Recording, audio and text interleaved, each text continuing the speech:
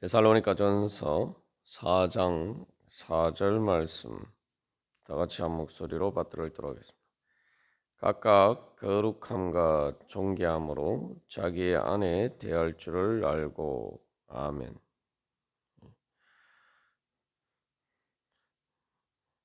하나님의 우리를 향하신 뜻은 이 거룩하심입니다. 우리가 거룩하게 되는 것입니다. 그래서 그 거룩하게 되는 것에 대해서 그 출발점에 제일 먼저 우리의 이 성적인 문제와 관련해서 이야기를 하고 있습니다. 그래서 어떻게 보면 하나님께서 주신 가장 또 소중한 것도 이 사랑과 생명의 을 이 몸으로 표현하는 그러한 문제인데, 그렇기 때문에 어떻게 보면 이제 가장 또 거룩한 부분인데, 이것들이 이제 타락함으로써 가장 추하고 또한 더럽게 되는, 부정하게 되는 그러한 문제들이 오늘날 현실에서 이제 발생하고 있습니다. 그래서 이 사도 바울은 이 거룩함과 존귀함으로 자기 아내 대할 줄을 알라 이렇게 이야기하고 있습니다. 여기서 이제 여기 그 자기의 아내라고 이렇게 이제 번역이 되는데 그 아내라고 번역된 말이 대한 해석이 조금 분분합니다. 그래서 이제 원칙적으로 보면은 이 아내라는 말보다 이 몸이라고 번역하는 것이 더 이게 적절하다고 볼 수가 있습니다. 여기서 이제 전통 여기 아내라고 이렇게 번역을 했는데, 그래서 각주에는 이제 몸이라고 돼 있죠. 그래서 각주에는 자기 몸을 절제할 줄 알고 그렇게 되어 있습니다. 왜냐하면 이제 그 사실은 요게 아내라는 이 명사 스큐오스라는 명사와 대한다라는 이 동사 이 두 가지 해석이 좀 여러 견해가 갈리고 또 이렇게 좀 명확하지 않은 부분들이 있기 때문입니다. 근데 이제 아내라고 번역할 경우에 이게 이제 히브리어에서 사실 이제 이 그렇게 사용된 용례들이 있기 때문에 이제 그렇게 번역합니다만 합니다. 그래서 이 아내라는 말은 문자 그대로 하면은 요 아내로 번역된 말은 이 그릇, 도구, 뭐 용기 그런 말이. 그래서 이 대표적으로 이제 베드로전서 3장 7절에서 그 아내를 더 약한 그릇으로 이렇게 부르죠. 그래서 아내를 대하다, 사실은 그래서 요 대하다라는 말에 대한 것도 이제 대하다는 건지 아내를 얻는다는 의미인지 이것도 이제 그 해석이 갈립니다. 근데 원래 요 대한다는 말도 이제 문자 그대로 하면 이게 얻는다는 거예요. 뭔가를 이렇게 획득하다, 얻다 그런 의미죠. 그래서 합쳐서 그래서 아내를 대한다는 의미도 이제 그 아내를 취한다, 그 아내를 얻는다, 이제 그런 이제 의미가 가장 그런 의미다 이렇게 해석하는 견해들이 있습니다. 근데 이게 얻다라는 의미가 얻어서 계속 지속적으로 지키거나 또 소유한다 그런 의미를 가지고 있다 이런 견해도 있어요. 그러나 이제 이런 견해의 문제점은 굳이 여기서 그러면은 말 그대로 아내라고 번역한 것처럼 그냥 아내라는 말을 쓰면 되지 굳이 이렇게 그릇이라는 용어를 써서 이렇게 은유적으로 표현할 이유가 없다는 거죠. 그리고 또 그렇게 하면은 이 말씀의 범위가 뭐 남자들에게만 또 적용이 되는 거죠. 또 다른 말 하면 또 이 이 어떻게 보면 이제 뭐 그 또 문제가 뭐냐면은 그릇이라는 표현이 단순히 아내에게만 적용된다는 게 아니죠. 베드로전서 3장 7절에서도 아내를 더 약한 그릇으로 부를 땐 사실은 이제 남자도 그릇이라는 거죠. 그래서 베드로전서 3장 7절에 근거해서 여기서 아내라고 번역하는 것은 별로 이렇게 근거가 없다라고 볼 수가 있습니다. 그래서 이 각주에 있는 것처럼 이제 이 말씀을 우리에게 적용할 때 우리가 몸이라는 그런 개념으로 이렇게 받아들이는 게 더 적절하다고 볼 수가 있습니다. 그래서 이제 새한글 성경 요즘 새로 번역되는 성경에서는 이 몸이라고 이제 번역을 합니다. 그래서 요 이제 성경의 용례들을 보면은 요 그릇이라 그릇 도구를 가진 이 스교서라는 단어를 이제 말 그대로 아내라고 이제 의미로 신약 성경에서는 사용하지 않고 주로 이제 몸이나 또 사람을 의미하는 것으로 사용이 됩니다. 대표적인 게 이제 뭐 로마서 9장 22절 23절에서는 진노의 그릇 아니면 또 긍휼의 그릇 이렇게 표현하죠. 그래서 이 그릇이란 나는 거기에서 그릇이라는 단어와 여기 아내라는 단어가 똑같은 단어예요. 그리고 또 대표적인 게 고린도후서 4장 7절에서 우리가 이 보배를 질그릇에 가졌다라고 이야기하고 있는데 거기에서도 이제 그릇이라는 표현을 쓰죠. 그게 이제 여기 아내라는 것과 말과 똑같은 단어입니다. 그래서 그리고 또 뭐 예를 들면 사도행전 9장 15절에서도 복음을 전파를 위해서 택하신 도구라고 이야기하는데 여기도 이제 사람을 가리키는 거죠. 택하신 도구. 그 도구라고 번역된 말이 여기 아내라는 말과 똑같은 단어예요.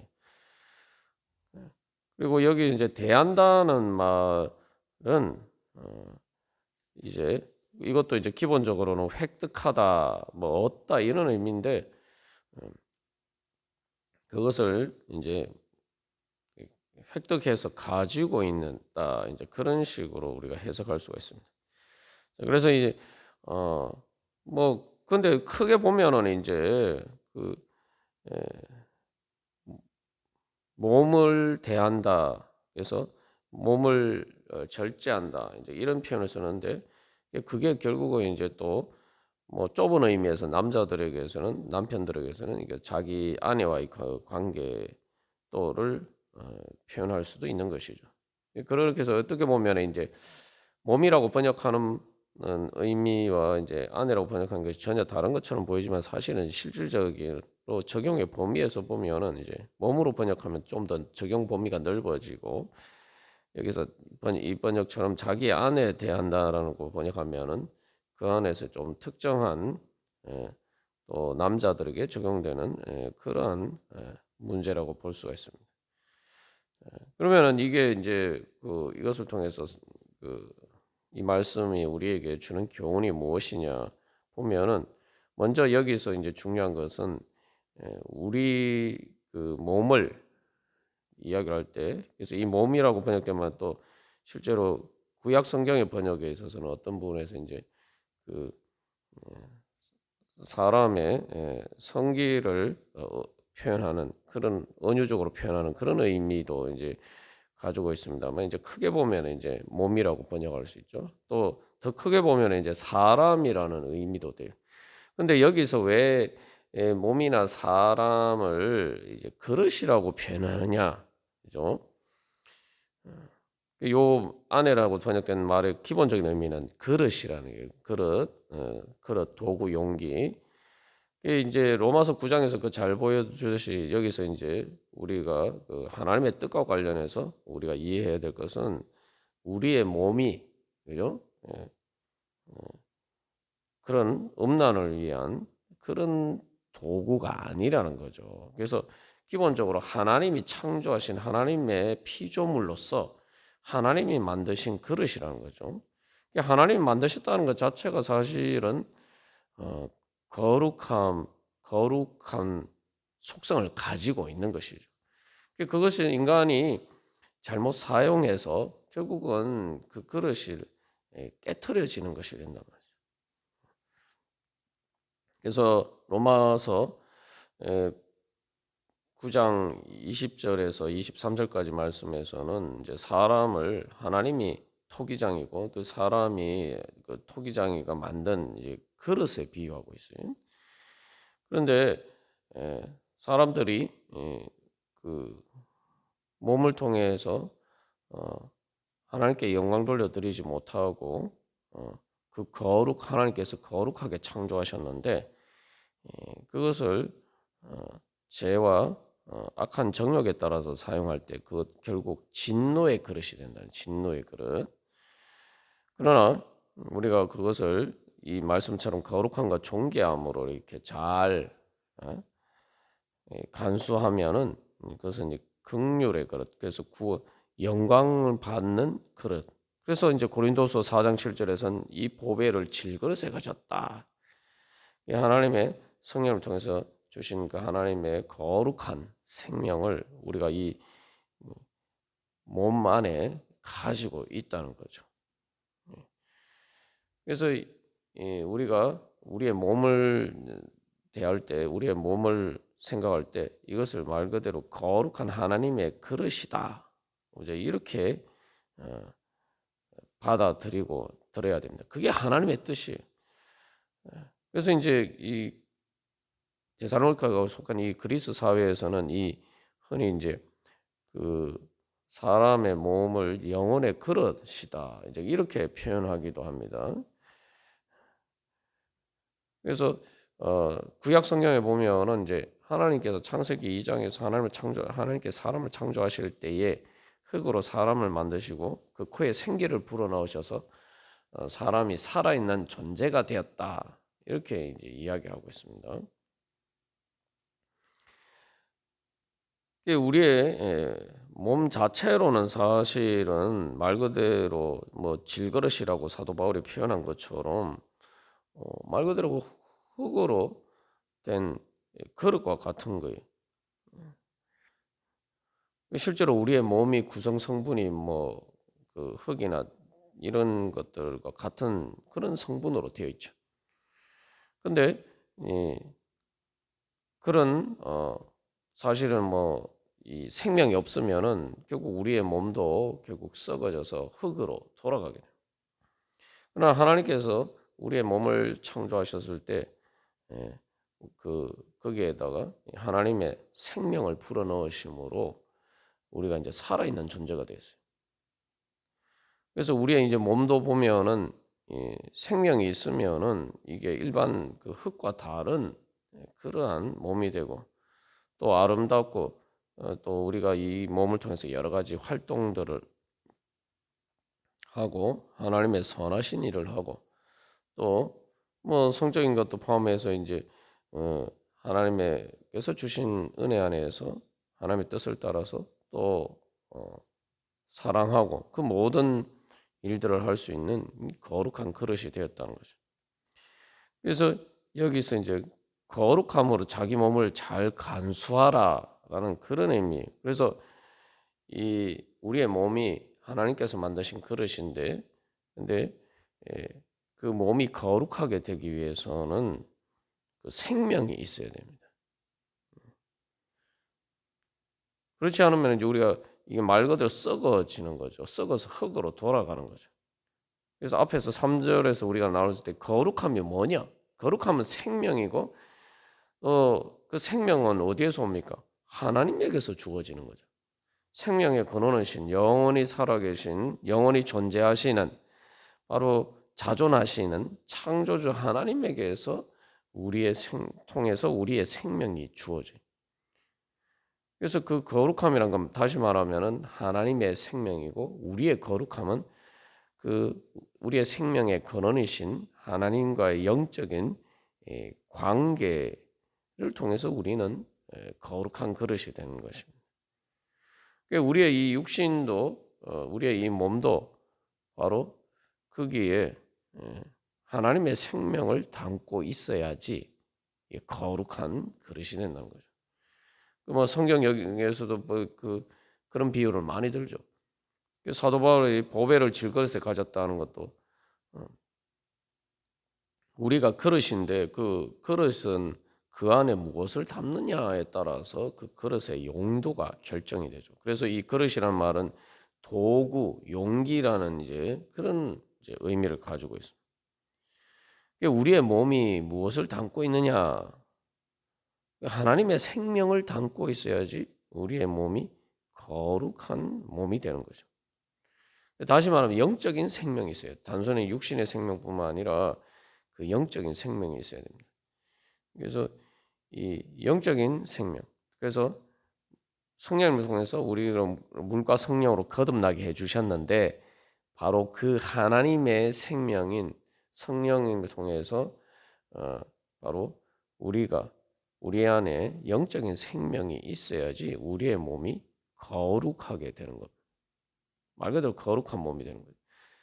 그래서 하나님께서 우리에게 주신 구원의 약속이 무엇입니까?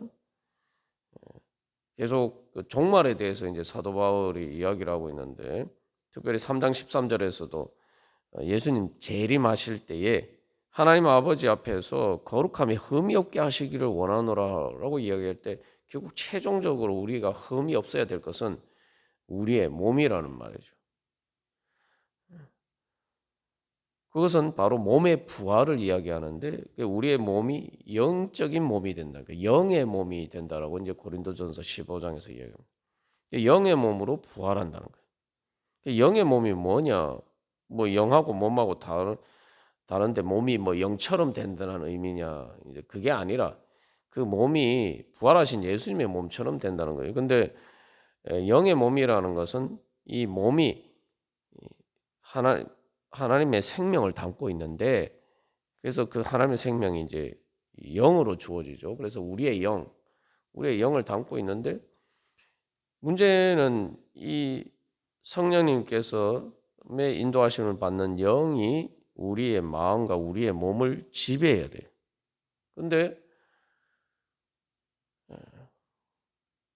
우리의 몸이 그 성령의 인도하심을 따르는 영을 따르지 않고 하나님의 생명의 거룩하심을 따라서 행하지 않고 그 죄를 따라서 행할 때에 결국 우리의 몸은 육신으로 전락합니다. 육신이라는 것은 중립적인 의미에서 몸을 이야기하는 것이라 몸이 썩어지는 것을 이야기를 할 때 썩어질 몸을 이야기할 때 그 육신이라고 이제 표현한다. 그래서 이 몸이 거룩하게 되기 위해서는 된다는 것은 말 그대로 우리가 거룩함에 흠이 없게 된다는 것은 이제 우리가 죽으면서 우리의 마음이 모든 것들이 정결하게 되어서 흠이 없게 되고 그다음에 예수님 재림하실 때 몸의 부활을 통해서 우리의 몸도 완전히 흠이 없게 되는 거예요.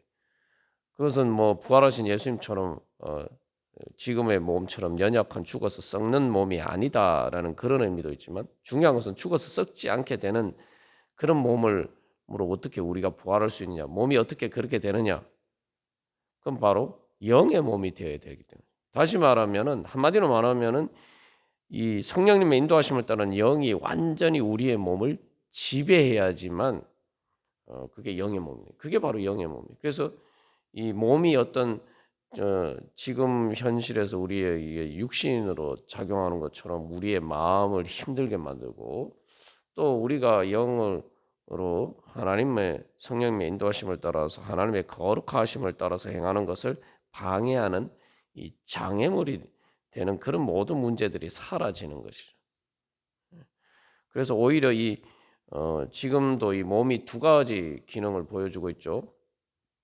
하나님의 우리가 이 몸을 통해서 말 그대로 행하잖아요. 행하고 다른 사람들과의 관계를 맺고 또 이 몸을 통해서 하나님께 우리의 행함을 통해서 우리의 삶을 통해서 또 하나님께 영광 돌리고 또 많은 선한 일을 하고 또 아름다운 사랑을 하고 또 그런 모든 일들을 할 수가 있습니다.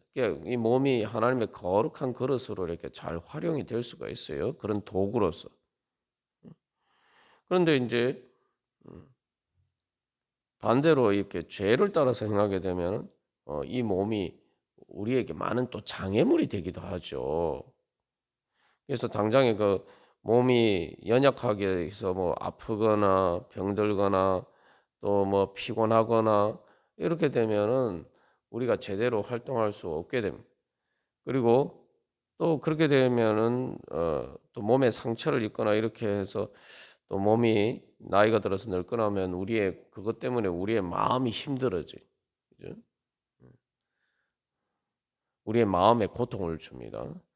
뿐만 아니라 이 음란이 보여주는 것처럼 우리의 몸에 그런 육신의 본능 때문에 또 우리가 범죄할 수도 있고 또 말 그대로 몸이 무거워서 우리가 이 하나님의 뜻에 따라서 행하는 데 장애물이 되기도 한다는 거죠.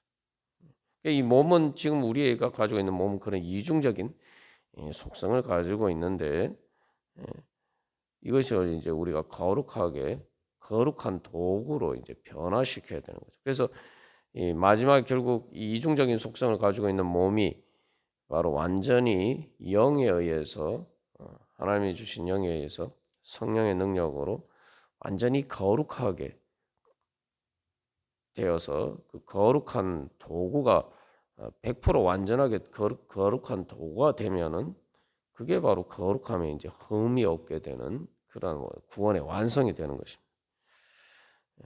그래서 이제 4절에서 이제 특별히 이제 뭐 거룩함과 존귀함으로 자기의 몸을 잘 간수하라라는 것은 바로 그런 맥락에서 우리가 이해를 할 수가 있습니다.